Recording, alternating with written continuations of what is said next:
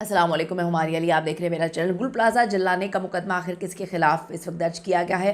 कुछ ऐसी वीडियोस पहली बार मंजर आम पर आई हैं जो आपको झंझोड़ के रख देंगी, एक इंसान होने के नाते आपको हिला के रख देंगी। गुल प्लाजा के मलबे से 3 डिजिटल रिकॉर्डर जो हैं, वीडियो रिकॉर्डर्स, ये बरामद हुए हैं। तहकीकात में इस हवाले से काफ़ी हद तक अहम तरीन पेशरफ्त हुई है जो काफ़ी ज़्यादा हेल्पफुल साबित होने जा रही है। अगर मेरी अपनी गलती साबित हो जाए तो मुझे भी सज़ा मिलनी चाहिए। वज़ीर आला मुराद अली शाह ने नई कहानी डाल दी है। उन्होंने एतराफ़ किया है, हड्डियां ही हड्डियां, एक ऐसी जगह, एक ऐसा प्लाजा जहां पर रोशनियां ही रोशनियां थी, शॉपिंग कर रहे थे लोग।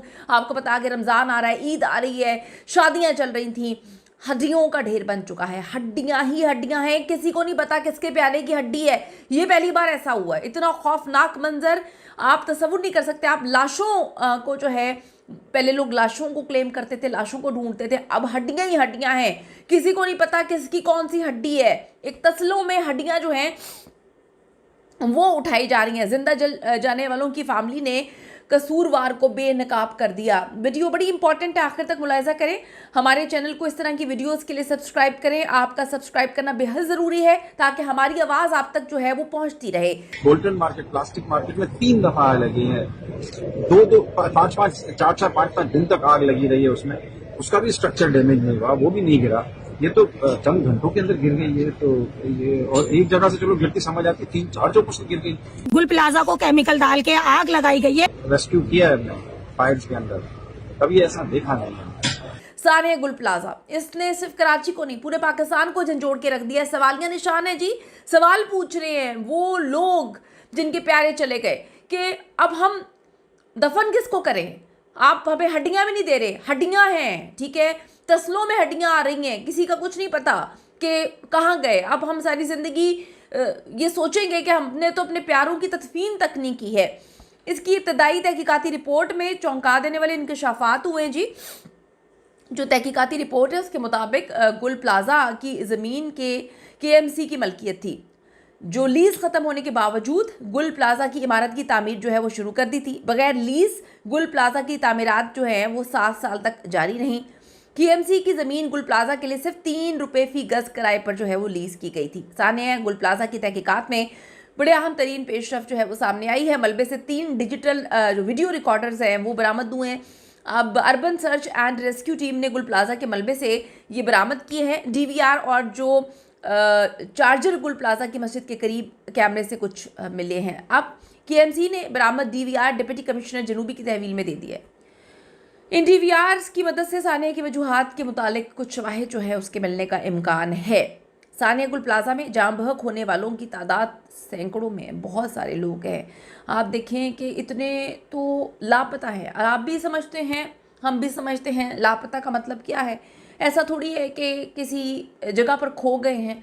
हम सब जानते हैं वहाँ पर है, वहाँ पर अभी राख का ढेर है। वहाँ पर कल मैं एक वीडियो देख रही थी, वो वीडियोस हम आपको दिखा नहीं सकते, इतनी खौफनाक वीडियोस हैं कि उन वीडियोस के अंदर आप देखें कि उन्होंने तसले पकड़े हुए हैं। किसी की खोपड़ी मिल रही है, किसी का हाथ का ढांचा मिल रहा है, स्केल्टन्स हैं, हड्डियां टूटी हुई हैं। आप इमेजिन करें, अंदाज़ा लगाएं आप कि हर बंदे की, जब आप एक एक बंदा जो वहाँ पे खड़ा हुआ है आस लगाए हुए कि हड्डी ही मिल जाए हमारे प्यारे की, उसकी एक अलग कहानी है, हर बंदे की अलग कहानी है।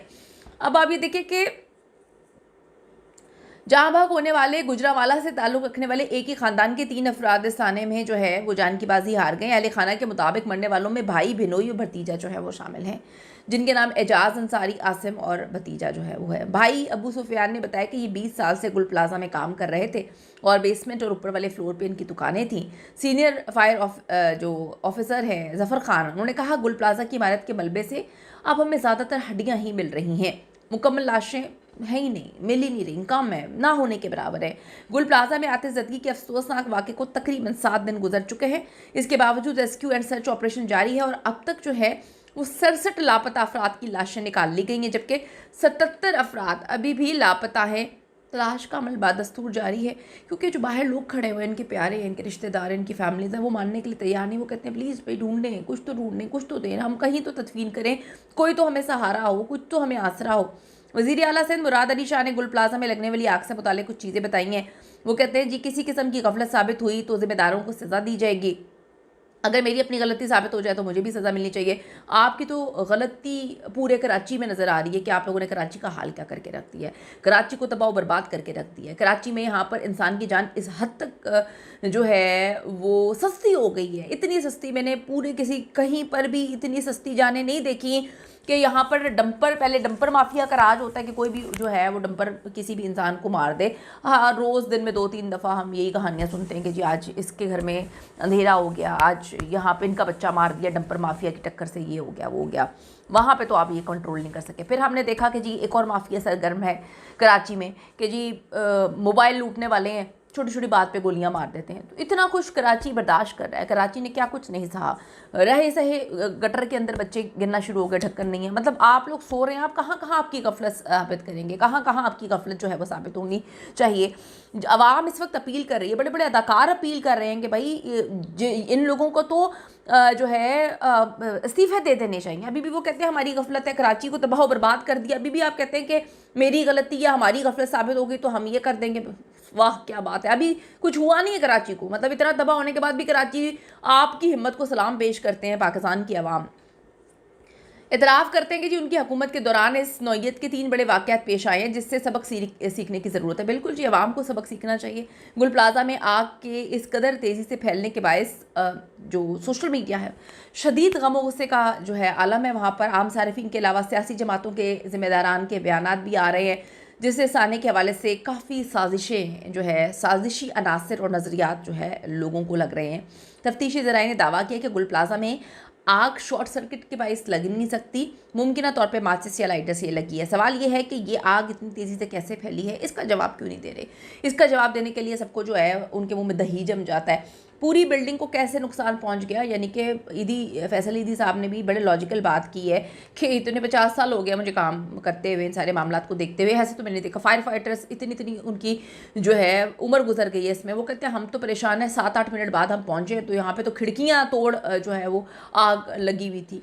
सोशल मीडिया पे बाज़ हल्के ये दावा करते हुए नजर आ रहे हैं कि अगर मुमकिन तौर पर शॉर्ट सर्किट की वजह से आग लगती तो कुछ लोग इसे दानिस्ता तौर पर लगी आई गई आग जो है कुछ करार दे रहे हैं। पीटीआई रहनुमा हलीम आदिल शेख के अकाउंट से शेयर की गई जो एक मुबैना वीडियो है वो बड़ी खौफनाक है। मुतासरा दुकानदार है, वो क्लेम कर रही हैं कि मेरी गारमेंट्स की दुकान थी, आग लगी तो उनकी नाक से खून बहना शुरू हो गया।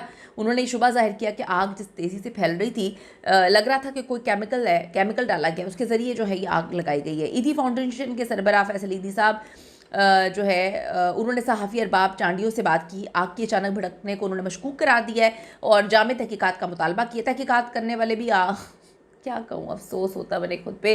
तहकीकात करने वाले कौन है, ये लोग तहकीकात करेंगे, ठीक है, मतलब क्या उन्होंने तहकीकात करनी है। उनका कहना है अगर ये वाक़या तकरीबकारी साबित होती है तो इसके ज़िम्मेदारों को सख्त सज़ा देनी चाहिए। तकरीबकारी साबित नहीं होती, जो अंदर के लोग जो हैं उनकी गफलत की वजह से मामला होते हैं। यानी कि जो बिल्डिंग माफिया की कहानी सामने आ रही है, बिल्डर्स की कहानी आ रही है कि यहाँ पे तो भाई लोगों को बड़ी चमकीली ज़मीन लग रही थी कि हम 13-14 मंजिला बनाएंगे, बड़ी प्राइम लोकेशन थी, बड़ी ज़बरदस्त लोकेशन थी। तो बहुत सारी चीज़ें, इन्वेस्टिगेशन होनी चाहिए। कौन करेगा इन्वेस्टिगेशन, इसकी एक न्यूट्रल इन्वेस्टिगेशन होनी चाहिए। और ये जो मामलात हो रहे हैं बड़े खौफनाक हैं, यकीन करें दिल शायद आप लोगों ने तो वो वीडियोस देखी नहीं, आप लोगों को देखनी चाहिए वो सारी खौफनाक वीडियोस जो आपकी रूह को झंझोड़ देंगे। हम इंसान हैं, मैं कहती हूँ कि यकीन करें कि दिल डर गया है, खौफ का शिकार है। मैं सोचती हूँ अल्लाह किसी दुश्मन के साथ भी ये सब कुछ ना करे कि आपको आपके प्यारों की लाशें नहीं मिलेंगी। आप आखिरी बार आपको ये भी नहीं पता वो कहाँ गए, डिसअपीयर हो गए, वो जलकर खाक बन गए, हड्डियाँ उनकी हैं। मतलब हम कहाँ पे रहते हैं। फिर आप बैठ के जो है ईवानों में कहानियाँ सुना रहे हैं कि जी आग तो लगती है, लग जाती है। ये तो आपका रवैया है। शैला रज़ा साहिबा का ये रवैया था, दुनिया में यहाँ लगती है आग, लगती है वहाँ लगती है, दुनिया में तो और बड़ा कुछ होता है। आप अपनी बात करें ना कि आप लोगों ने क्या किया। कीमती रहे ज़रूर दीजिएगा। See you in the next video.